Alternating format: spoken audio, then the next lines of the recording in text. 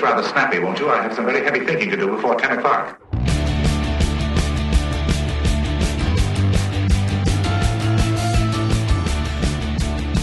Hello, world. Welcome to another episode of Get It Right Texoma. Hey, we are. Hello, World 12, Wide Web. Hello, 12 and a half people that are paying attention. Come on, we man. potentially. We're like Hello Universe. Hey, I was promised a global audience. That's it. I showed up for the global audience. Yeah, there's one guy in Ecuador who's got a little transistor radios going, oh, yeah, I like that guy. Well, you're not going to Kim Jong, Who whatever. can't get anything else. Yeah, North Korea may not be paying attention. well, All right. So for what it's worth at this point, I'm Mike Hendren. This is Terry McAdams. That's Trey Sralla. Welcome. You know, the smart ass over there is true. We are here to inform and entertain you, and we try to focus on local events, and we also talk about some regional and statewide and national stuff as well, and pretty much whatever we feel like talking about. And we also try to bring some great, interesting, compelling guests onto the program whenever we can, and today They weren't available. Yeah, so So we had to settle for this over here. Ron Kitchens is with us. He is the president and CEO I am. of the Wichita Falls Chamber of Commerce. How are you? I'm awesome. Yeah. Glad I'm to have you awesome. back. So you were with us, I don't know, A couple of months ago. 20 odd shows ago. Yep. Great interview, by the way. Thanks. And you know what? You know what's going to happen? This is number 50. Oh, is it? It's the big Yeah. 5-0? This is the Of big the new era? 5-0. Of the new stuff. Yeah, because we had of previous season as 2. well. So That's what we're season calling 2, yeah. season 2. Yeah. This is the big 5-0 right That's here. it. Because we had, I don't know how many we have. So if you go back in the archive, we do have some that are season 1. Some of them are you and I at my store with a little roadcaster doing it. Well, years ago. yeah, some of the audio part, but the audio, video yeah. part, Yeah. Videos, yeah. So Yeah. We started this. We started this kind of on a shoestring. Yeah. And now we're up to a Bootlace. well, a A bootlace. rope you can hang yourself with. That's a good one. Perhaps a good quality hanging rope. Yeah. Yeah. So anyway, but Ron, glad to have you back. It's a pleasure. Glad to be here. You've been a little busy, to say the We're least. busy. And we've got some kind of exciting things to talk about. I'd like to start with this if we can. As of the day that we're recording this program, June the 13th, yesterday was the official ribbon cutting, the grand opening for Panda Biotech. Yep. This is a project that's been in the works for a while. Yes. This company came to town and took over the old Delphi building. What many years ago, if you're in the local area, you'll remember it as AC Delco years and years ago. Owned by General Motors. It was General There Motors. was a General Motors plant years ago.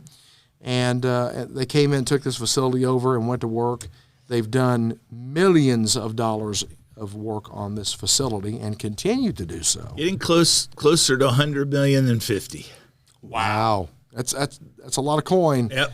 And they've transformed this old factory into something that I personally think has the potential to be a major game-changing industry for this area. Well, it was big enough that Sid Miller, Texas Department of Agriculture, came to the ribbon cutting. Yes. Sid Miller's a serious guy in the state of Texas. Oh, yeah. If you're talking about and you're in charge of agriculture in the state of Texas, you're a big player. If Sid left Austin, it was good. Yeah, it was important absolutely, for him to come out of Austin and come here for this.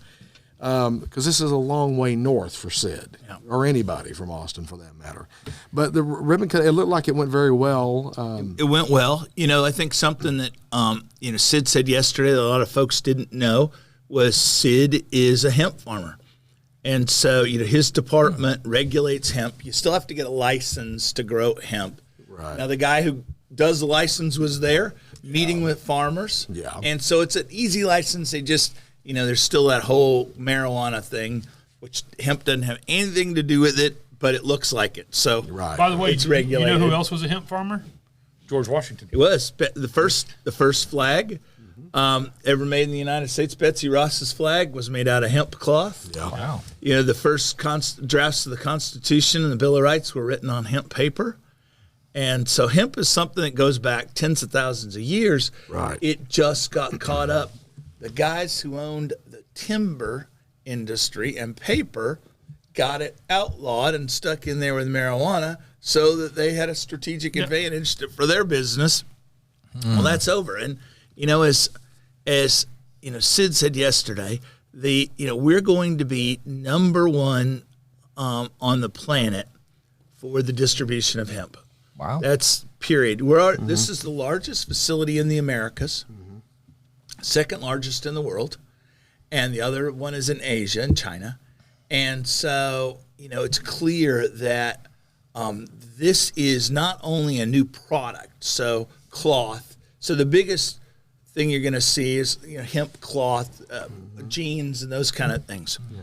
But Europe requires you can't put cotton anymore in cars for soundproofing, and so it's hemp they're putting in for soundproofing. Why can't you put what cotton? It burns. It's the way it burns. Oh, so it's a not a safety. fire retardant. Yeah, Okay. and hemp is much lighter. Okay. Hemp takes about 20% of the water to grow. So our farmers all of a sudden have a new crop. So those are growing cotton. It's better for the ground. It takes a fifth of the amount of water. Wow. We're going to see farmers and agriculture explode in our region because of this facility. Okay. We now have a marketplace. We didn't have a marketplace before. It's exciting. Cotton is rough on the ground. It's rough on soil. Cotton. My family's cotton farmers from Central Texas. You're a cotton picker? Yeah, I actually have picked cotton, believe it or not. Both of my parents grew up literally picking cotton a lot. I've only picked cotton a little bit by hand, not very much, mostly by machinery. But so yes, cotton is that's crop rotation. One of the reasons why crop rotation came in was because the cotton. Yes. You have to because cotton depletes the soil and you have to rotate your crop. Yeah. Well, and hemp doesn't use chemicals because it grows so tightly that weeds don't grow. So if you manage the soil correctly, all of a sudden you don't need harmful chemicals that are leaching off into other fields. You're not fertilizing it because it grows so fast. And those are our cost savings as well. Absolutely. It's not only the lack of chemicals. Every bit of fertilizer you don't pay for, every bit of labor of getting weeds out and fertilizer, those are all cost savings to the farmer. Absolutely. The last time that I talked with the guys from Panda Biotech, we were talking about all of the products. All of the product possibilities that you can manufacture with hemp, and there's an extensive list. You mentioned the automotive industry, the clothing industry, paper. There's all these different products. There are other industries that can spring up around this right here that could start manufacturing products in this area. We had 3 companies in yesterday for the event that are all in the downstream. That are all looking at taking product out of the plant, converting it into a next generation thing. Right. One of them it's a paper company, and they make fine filter paper. Think of the paper that goes around a tea bag. Okay, yeah. There's billions and billions of those every year. Well, that paper can be 90% hemp. You need a little bit of cotton to tie it together, but they were in yesterday, as were 2 other companies that that my team were hosting. At the event. See, I just don't know if the average person around here really grasps how huge this is for us. Well, they haven't been around an automotive. It's the same thing as an automotive industry. Yeah. Or a motorcycle factory. Yep. You go to Murrsville, Ohio, which Honda went into, and there's a little small place in Ohio, and now it's this massive hub for manufacturing because Honda went in there and started manufacturing vehicles, and all of a sudden now you need somebody makes nuts and bolts over here, and somebody makes tires, and it's a lot easier it's a lot less expensive once again instead of building that stuff way away and transporting it in, you can build it right there. It's the same type deal. Instead of loading all that hemp up on these truck 18-wheelers and hauling it thousands of miles, it's massive. You can run down to there and go pick it up right from the factory. Yep. Yeah. The plant too. So one of the amazing things is that there's zero waste from the hemp. So it comes in big bales, round bales and square bales. It comes in the heavy stalk part that isn't fibrous. So that gets broken down into animal bedding for horses and gerbils and all those things. Right. So it gets packaged in these packages that are about the size of half of a traditional bale of hay. And so that gets packaged. It goes in shrink wrap. It's being shipped out right now, going into animal bedding. All the dust that's created is captured at every point. Every machine has a vacuum on it. Yep. There is no dust in the plant. That dust goes, I forget how many hundreds of miles of piping is in the facility. It all goes into a collector system and is turned into animal feed. Yeah. And so it's Wow. And it's going into feedlots. So it's good for muscle mass creating, because feedlots, every day that animal is on the feedlot, they're losing money. Yep. They want to get that animal finished and off the market. Yep. And so this is getting them finished and off the market faster with higher levels of protein to build muscle. And so it's going into that. So they're selling all of it they can get. And then the high value stuff is the stuff that gets made into cloth and paper. And no, it's a very cool thing. Just it's a great thing, and they're doing a lot of work. It really is. What about as far as local farmers? I know you last time we talked about it, and you said that it's a new thing, and they're learning it, and and it's new, and it's because it's new, they're not sure how it's going to go. I'm sure there's been a bit of selling to going on. There were lots of farmers there yesterday who were active. A group of farmers out of Oklahoma who are having huge success with it. But when Sid Miller stands up and says, I have 4 fields of hemp growing right now, I 100% believe in it. It's going to be processed at this plant. Everybody looks around and goes, well, if he's the smartest guy in the room and I'm not in, I'm the dumbest guy in the room. Yeah, and so we're going to see farmers. He's an influencer. Yeah, farmers adapting to it and adopting immediately. Okay, well, that's awesome. great. That's awesome. So, is there anything else going on? I've got another question, and I don't know if it was already on your agendas, but right up on the screen there, you see the data center that was announced. Yeah. So can you tell us a little from has this something you knew about? Oh yeah. Okay. Oh yeah. So some people are better at doing things, and some people are better at announcing things. So I think Alan Greenspan maybe said one time the term irrational exuberance. It's a little irrational exuberance. So this is the former call center, former grocery store out on Airport Road, across from Walmart. Right, that's where it's starting. Right, that's where we're starting. And so he's got an idea and a great website. Okay. That's all we got. Okay. Right. So so having a price on it, having salesmanship here. Right. We hope it thrives. We hope it works. We're managing expectations. Yeah. We have real data center projects that are under contract. They've got dirt. They've got under contract that are household names involved. Okay. And so we are going to get announcements like that. They'll actually be bigger than that. Okay. But this one is a speculative project. We hope it works because we love entrepreneurs. But there's nothing signed. Right. The company's been around for less than a year or so, or a year or so. He's a real estate owner developer out of the Dallas. Metroplex. Yeah. Okay. Yeah. And I read up on it. It just seemed to come out of nowhere. Yeah. And he was in with us. We're trying to find. We'd been showing the property to call centers. Call center industry probably gone away. Yeah. You can just do it from home now. Yeah. So you don't need a building. You can train people by putting them in a hotel conference room. Right. Well, that call center still exists. The results company still exists. Are it's they just still? people are working from home. Oh, okay. Yeah, because they actually dispersed. do Polaris call center stuff there. Oh, okay. I went and hauled a Polaris snowmobile out of there one time years ago. But they do some of Polaris's, which obviously we're a Polaris company. Well, you think of how things have morphed, especially in the last 4 years. Yep. With people working from home and the way the technology has evolved and what you're able to do from a remote location now. Yeah. If you've got an internet connection, if you've got a cellular connection, whatever, you can do it. Yeah. So you don't need these big call centers, a huge building that you got to insure and air condition and maintain. Right. You don't need all that. So I agree with you. I think that form of it is dead now because there's just no need for it. Yeah, it's like I have a niece who's a hustler, and she works for 2 different banks. She does 6.5 hours a day at home for one bank on a call center, and then she switches to the other bank opens a different laptop, and is working 2 jobs from home while she takes care of her kids. Right. And it works phenomenal for her. Yeah. And she can flex her own hours. She needs a day off. She just schedules. I'm not going to be online. Well, we're seeing more and more jobs move that direction. Right. You know, and which brings an interesting point to mind here. The thought is the commercial real estate industry, how this is going to impact that, or already is impacting that.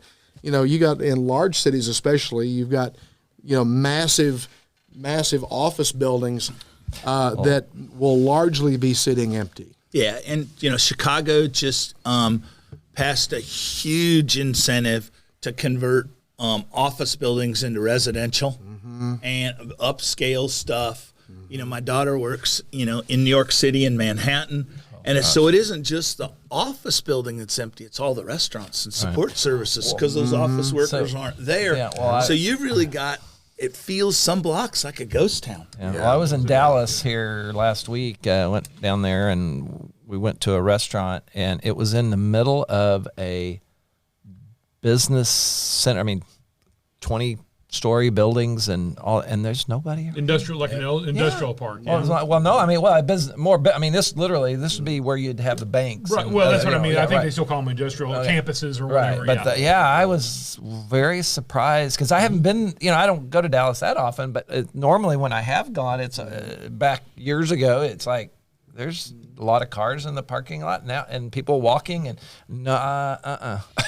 Neighborhoods have become the critical thing, and if you can get, you know, if you can get developments done, retail and residential developments done around these neighborhoods, it's where people want to be. They want to be at home. They want to walk to a restaurant. They want to be able to dry cleaners and everything because they're not doing it at their offices. I know guys that live down there that, you know, they got a really nice house in a really nice neighborhood, you know, and in one corner of their house is their office.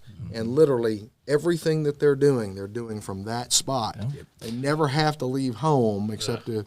That's not good for a lot of things. But. Well, I was going to say, to follow up back on the data center idea that you said that there are even other things maybe in that realm. What about the infrastructure? Because that announcement, he was talking about, you know, megawatts of power available and data is available and all of that, you know, fiber, all that. So how much of that, I assume all that's true. We have great fiber connectivity. We have a number of lines that run through here. But fiber is one of those things that's actually very cheap to run.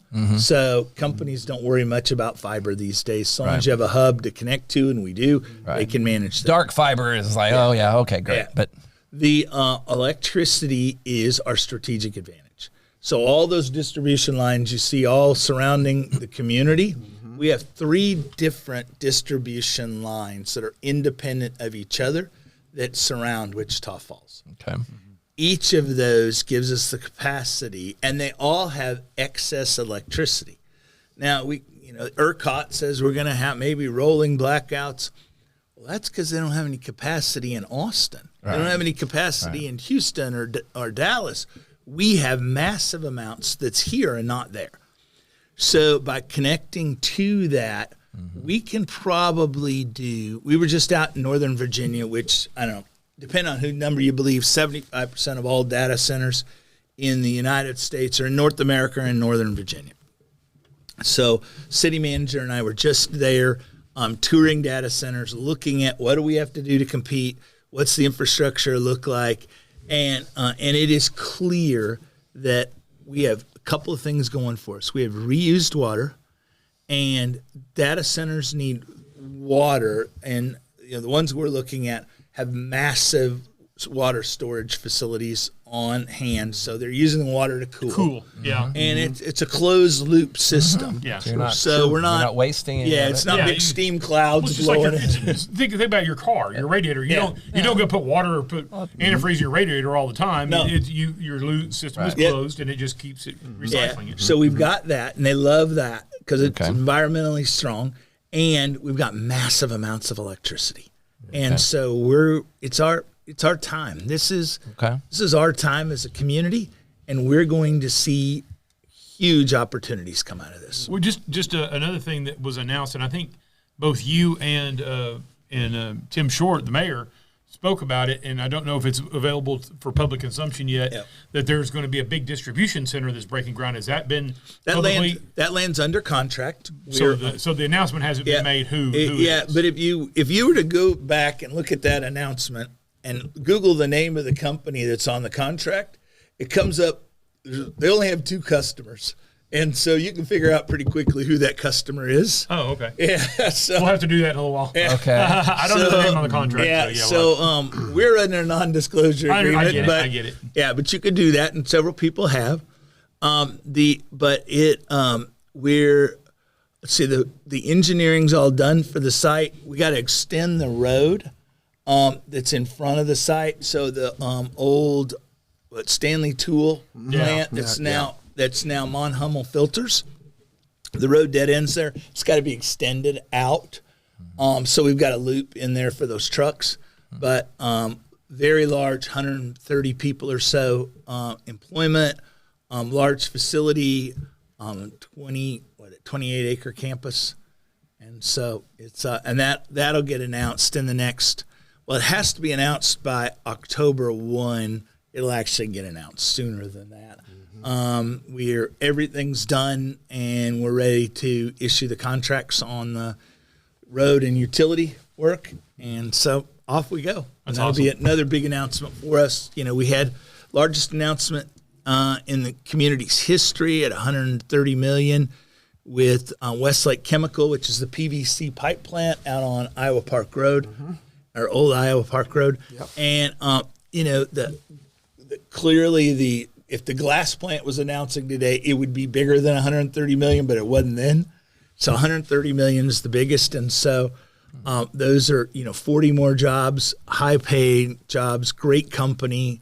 They're redeveloping that whole site out there, closing a city street that runs through the middle of their plant, so they can build new buildings. This will be the first of many expansions.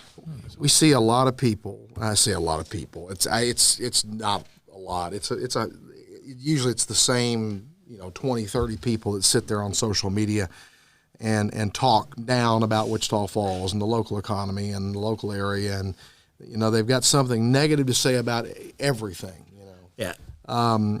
If you could say one thing to any of those people about the economy here, how long have you been here now? Year and a half. Okay, you don't want me to say it because you know what I'll say. Oh, I know. It's one thing. I know what you'll say. It's 2 words. Yeah. I know. But yeah, Shut up. Well, one starts with rhymes with duck, and the other is off. But anyhow, go ahead, Ron. You'll do it much more eloquently than I will. My grandfather used to say, cynics are right more than people who are positive are, but they live a lot shorter life and they live a miserable life. There are things that in the past have not worked. Sure. We had a mattress deal, I guess, that didn't work. It went other places and worked. It just didn't work here. Right. We had an oil thing that didn't work. When I don't care about the past. Stanley Tools is a perfect example of one. It didn't work here. Yeah. Well, after the expansion didn't. They went away. They went away, but they built a brand new facility in Dallas, spent hundreds of millions of dollars, and failed. Yeah. So, people look at Dallas, say everything's wonderful there. Well, Stanley Tools didn't work there either. Right. Yeah.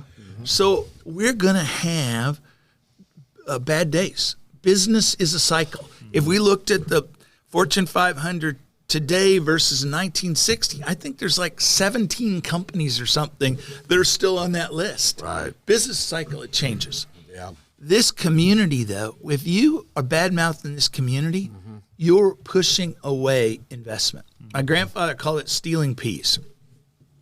He hated peace, but he would say people that talk bad about our town are stealing food off of our plate. And I wouldn't let people steal peas off of your plate. And again, he hated peas. And he said, I wouldn't let them steal peas off of your plate. Why would we let them steal food off our plate as a community? So they need to understand these are people who do damage. But they're also people who are highly disengaged. They're the folks who show up when you go to work and go, you're having a great day. And they go, are you feeling well? Yeah. You look peaked. Are you got a fever? Yeah. Are you depressed? And by lunch, you're at home in bed because they have convinced you that you're sick. Yeah. That's highly disengaged. And we got to ignore them. We got to move forward because in the end, our children deserve a better future than those folks want for them. There used to be a sketch on Saturday Night Live back called Debbie Downer, and it was so funny, and that's what it was. Those people are Debbie Downers when you go, hey, the Cowboys won the Super Bowl.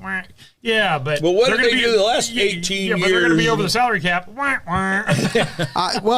call them. I refer to a lot of them as the cave people, the citizens against virtually everything. Yep. Well, it doesn't matter how good the plan is, how great the idea is, how much investment's going to be made, what the possibilities are.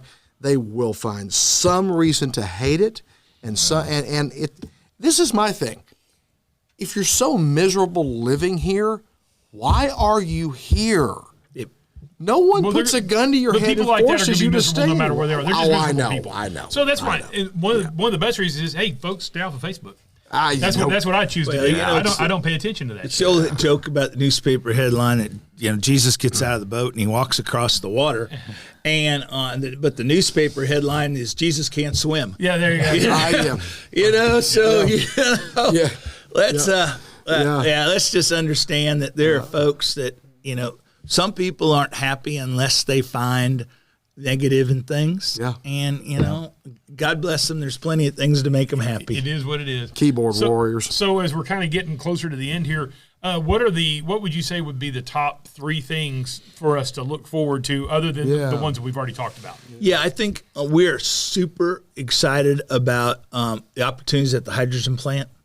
It's 99% there and ready to announce. It should formally be a done deal by end of July. Okay.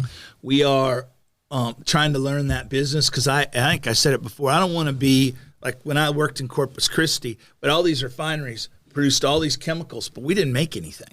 Right. I want the things that are produced at that plant turning into products that are made here that create jobs, that create a center of industry for us. Yeah. And so, we're trying to figure out that. Data centers are going to be smash home run for us. But they're not going to be a ton of jobs necessarily, so right? So a typical data center building is about 1 million square feet, multiple floors. So 300,000 footprint, 3 floors kind of thing. That would have 50 or 60 people in it, but it would have about 5x outside that are for companies that have got equipment in there, got suppliers that are doing the connectivity in there. So the jobs inside the building, it's a bit like an auto plant. The secondary jobs you get are about 5x. Wow. So a lot of support work. A lot of support. Yeah, huge. I mean, and their equipment's always changing. Right. So it isn't like a manufacturing plant where you put in a laser cutter and it lasts 20 years. This equipment changes every 3 years. Oh, yeah. So it's hitting the tax rolls as new every 3 years. So the depreciation you're not able on to appreciate everything. Yeah. Oh, yeah. Okay. Yeah. So it could be huge for us. Okay, so data centers, and then what else? What else we think? The hydrogen plant, and then we're seeing. I think we'll see some announcements next year from the Panda Biotech plant, and then we're super excited about growth and partnership with the university. Yeah. We're working really hard on that because if we're, people talk a lot about population growth. It's actually one of my. But, we have full employment in the United States. Getting somebody to move here for a job is almost impossible. Mm-hmm. So how do we grow our population with people who have the ability to earn? I mean, we could expand the prison. It's not and we can grow our population, but we're not going to grow in earning. And try to attract retirees, which are not, but that's not what. And military retirees are very interesting. Right. We're going after them hard because they bring a paycheck, health insurance, and the ability to get that next job. Yeah. So they're important to us, but we got to grow the university and we've got to retain those kids here. And so we're working very hard with the president of the university.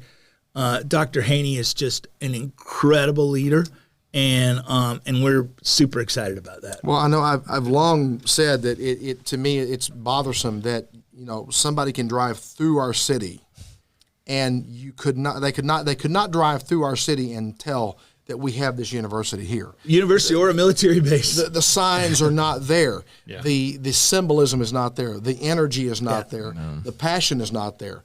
there's not there's never been a real excitement about the connection between the two in the city. We'll talk about that next week as well, get into depth, but you're absolutely Yeah, right. and to me that's bothersome that you've got this huge college here, 6,000, 6,500 or so students, and millions and millions of dollars have been invested in that campus. Is beautiful. Yep, got $60 million in construction going on right now. It was only about 3,000 people when you and I went. Probably 3,500 to 4,500. How you got in?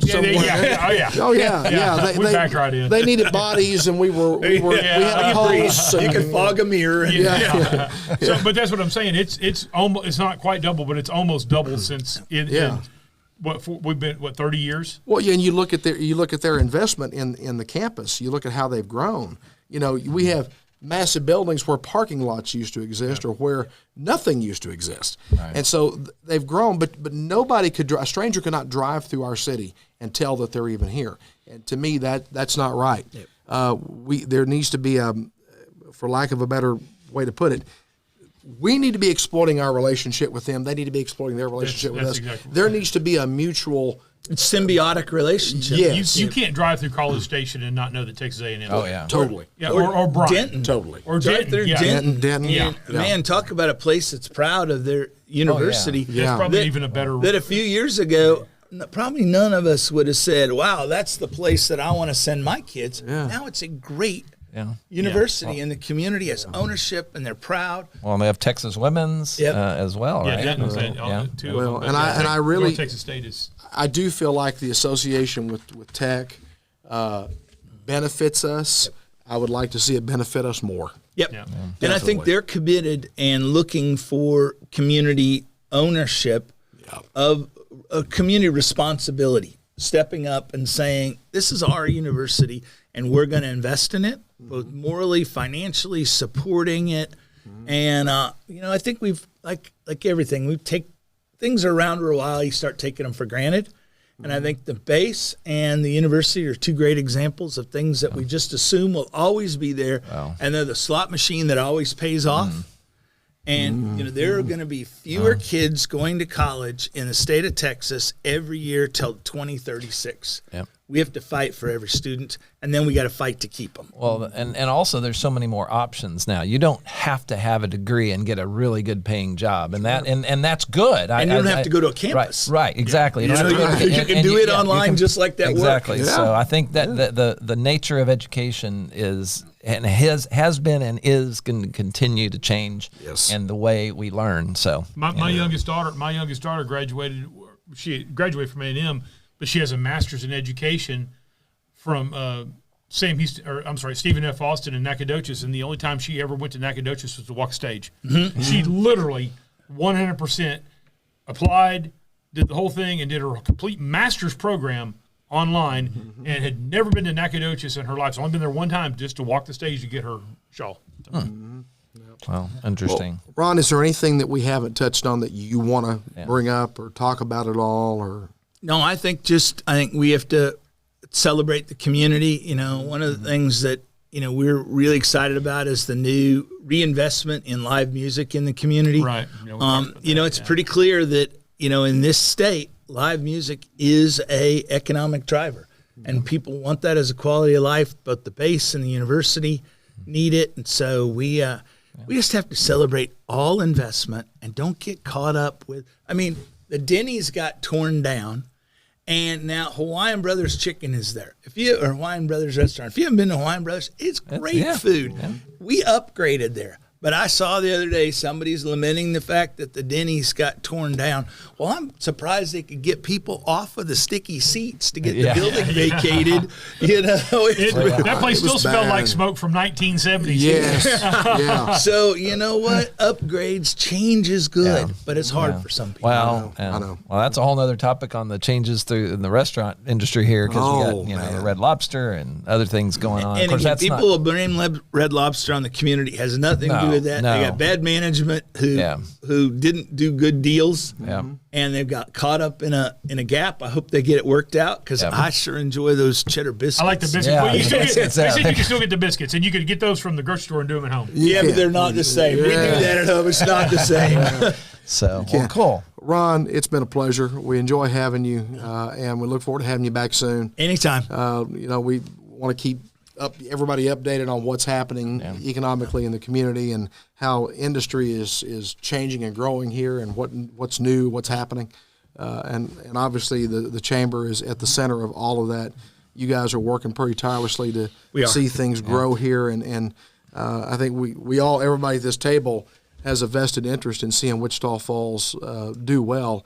And I keep telling people, I don't care where you live in Texoma, whether you're in Iowa Park or if you're in Archer City or you're in Henrietta. Or Ranelette, if you're right across the river. Yeah. It is to everyone's mutual benefit that Wichita Falls succeed and that we do well. The heart's not healthy, the hand can't survive. And, Amen. And get involved, too, because, I mean, there's a lot of things going on. I see Ron nowadays, I'm going to this Tuesday meeting that they're supporting a couple organizations that I'm a member of, and and so just get down there, know people, learn where they're at, participate, and support us. Because if you're not there and helping each other out, then if you're not in the room, you don't have a voice. There you go. Amen, brother. Ron Kitchens, CEO and President of the Wichita Falls Chamber of Commerce. Thank you for being here.